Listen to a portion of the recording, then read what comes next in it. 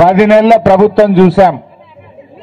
10 నెలల రేవంత్ రెడ్డి ప్రభుత్వంలో ప్రజలంటే పట్టింపు లేదు, రైతులంటే లెక్కే లేని విధంగా రేవంత్ పాలన ఉన్నది. మీరే చూశారు ఏం మాట్లాడిండు. మొదటి రోజే రైతు రుణమాఫీ చేస్తా అన్నాడు. మొదటి సంతకం రైతు రుణమాఫీ మీద అన్నాడు. అయిందా? 9 తారీఖు నాడు చేస్తానికి బాబు మంచిగా యాద్ చేసిండు. 9 తారీఖు గాలే.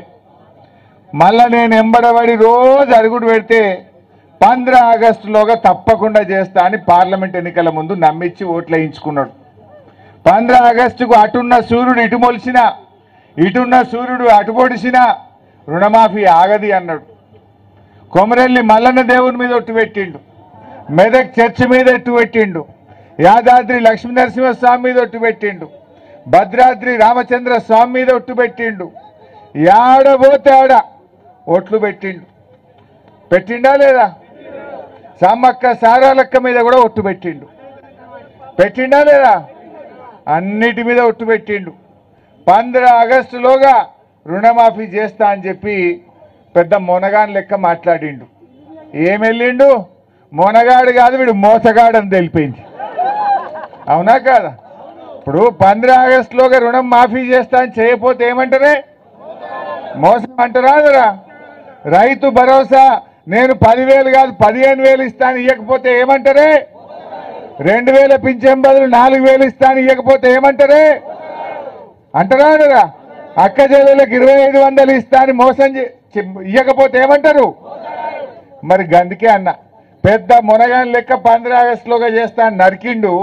15 ఆగస్టు కాగానే కేళ్ళకల పడ్డాడు. సప్పులు లేదు. ఇంకా పెద్ద 15 ఆగస్టు నాడు మాట్లాడిండు. హరీష్ రావు మొత్తం రుణమాఫీ అయిపోయింది, నువ్వు రాజీనామా చేయని సిగ్గు లేకుండా మాట్లాడిండు. మరి అయితే గింతమంది వస్తారు గిడ. మా దయాకరణ చెప్పిండు, మొదటిసారి నేను ఆటో పెట్టలే, అన్నం పెట్టలే, ఛాయ్ పోయలే.